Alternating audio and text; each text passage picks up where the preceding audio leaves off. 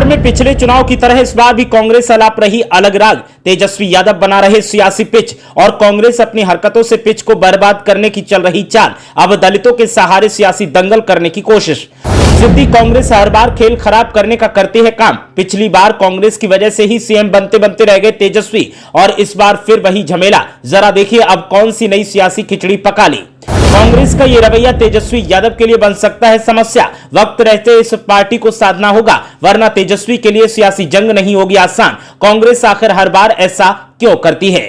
बिहार विधानसभा चुनाव जैसे जैसे नजदीक आ रहा है वैसे वैसे सियासी हंगामा भी खड़ा होता जा रहा है। लालू यादव के लाल तेजस्वी यादव के सामने एक बार फिर कांग्रेस पार्टी ही समस्या बनकर खड़ी होती नजर आ रही है और एक बार फिर पिछले चुनाव की तरह तेजस्वी की परेशानियों में इजाफा और सपनों को पलीता लगाने का काम कांग्रेस पार्टी करती दिखाई दे रही है। अब दलितों के नाम पर दंगल जीतने की तैयारी कांग्रेस कर रही है और यही वजह है कि अब तेजस्वी के सामने चुनौती बढ़ती जा रही है। वैसे तो सीज फायर पर बहस करीब करीब थम चुकी है, लिहाजा राहुल गांधी फिर से बिहार का रुख कर रहे हैं। राहुल गांधी का इस साल ये चौथा बिहार का दौरा होगा, जो प्रधानमंत्री नरेंद्र मोदी के कार्यक्रम से थोड़ा पहले प्लान किया गया है। प्रधानमंत्री मोदी का ऑपरेशन सिंदूर के बाद यह पहला दौरा होगा। इससे पहले पहलगांव हमले के बाद मोदी ने बिहार में रैली की थी और वहीं से आतंकवादियों को मिट्टी में मिला देने की बात कही थी। मोदी महीने के आखिर में बिहार जाने वाले हैं। लोकसभा में विपक्ष के नेता राहुल गांधी समेत कई कांग्रेस नेताओं ने प्रधानमंत्री नरेंद्र मोदी को पत्र लिखकर संसद के दोनों सदनों का विशेष सत्र बुलाने की मांग की है, लेकिन शरद पवार और ममता बनर्जी की पार्टी तृणमूल कांग्रेस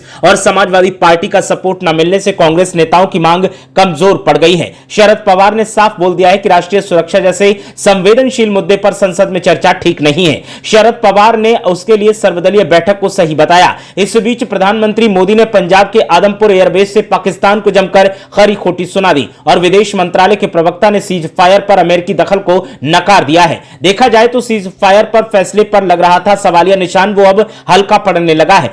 तो फिर आगे का मैदान चुनावी नजर आ रहा है। राहुल गांधी के अगले दौरे में दलित राजनीति पर फोकस लग रहा है और फिर बताते हैं कि वो दलित छात्रों के साथ संवाद भी करने वाले हैं। संवाद का ये कार्यक्रम 2024 के लोकसभा चुनाव से पहले भारत जोड़ो न्याय यात्रा से जोड़ने की कोशिश लगती है। शिक्षा संवाद में मिले फीडबैक के आधार पर कांग्रेस न्याय पत्र तैयार करेगी और यह बिहार चुनाव के मैनिफेस्टो का हिस्सा होगा। 15 मई को राहुल गांधी पहले पटना पहुंचे और फिर दरभंगा में कांग्रेस के शिक्षा न्याय संवाद कार्यक्रम में हिस्सा लिया। पटना में राहुल गांधी ज्योतिबा फुले पर बनी फिल्म फुले दलित समाज के लोगों और सिविल सोसाइटी के साथ देखी और उसके बाद दरभंगा में कांग्रेस नेताओं के साथ छात्रों से संवाद किया। बिहार चुनाव में कांग्रेस दलित राजनीति के रास्ते आगे बढ़ने की कोशिश कर रही है। ऐसा करने के पीछे कांग्रेस को मजबूत करने के साथ ही मकसद बीजेपी से मुकाबला और महागठबंधन में तेजस्वी यादव पर दबाव बनाना भी है। पटना जाकर फिल्म फुले देखना एक अलग से राजनीतिक इवेंट तो है ही, दलित छात्रों से संवाद उसे मजबूती देने की कोशिश लगता है। यह फिल्म समाज सुधारक महात्मा ज्योतिबा फुले और उनकी पत्नी सावित्रीबाई फुले के जीवन पर आधारित है।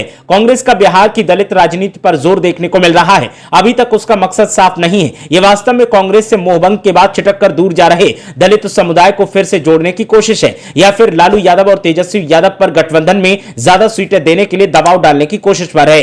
पिछड़े वर्ग से जुड़ने के लिए तो राहुल गांधी जातिगत जनगणना अभियान चला ही रहे हैं। बिहार में दलित वोटर्स से जुड़ने के मकसद से ही सवर्ण नेता अखिलेश प्रसाद को हटाकर कमान दलित चेहरा राजेश कुमार को थमाई गई है। अखिलेश प्रसाद सिंह की जगह अब उनकी ही बिरादरी के कन्हैया कुमार को स्थापित करने के लिए राहुल गांधी खुद बेगूसराय पहुंचकर पद यात्रा करने जा चुके हैं। राहुल गांधी कुछ दिनों से डंके की चोट पर कहने लगे हैं कि पिछड़ों और दलितों के मामलों में कांग्रेस से बहुत बड़ी गलती हुई है और जातिगत जनगणना के जरिए राहुल गांधी उस गलती को सुधारने की बात कर रहे हैं। कांग्रेस के सामने अब यह चुनौती होगी कि बीजेपी भी जातिगत जनगणना का क्रेडिट लेगी और नई हिस्सेदारी बनकर दावेदारी पेश करेगी। तेजस्वी यादव की पार्टी राष्ट्रीय जनता दल और वाम दल नौकरी और पलायन के मुद्दे को जोर शोर से उठा रहे हैं। कांग्रेस भी कन्हैया कुमार को आगे कर पलायन रोको नौकरी दो यात्रा कर चुकी है, लेकिन वो बीच में ही क्यों बंद हो गई इसका कोई जवाब नहीं मिला।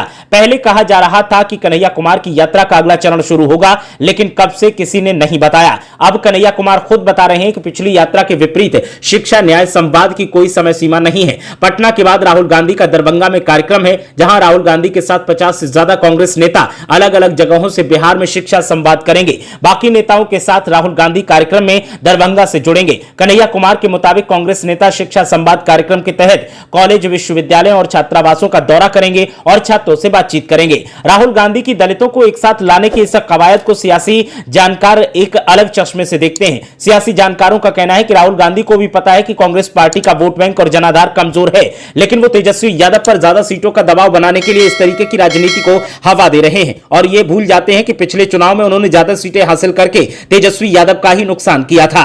ताजा तरीन सियासी अपडेट जानने के लिए आप देखते रहिए यादव विजन।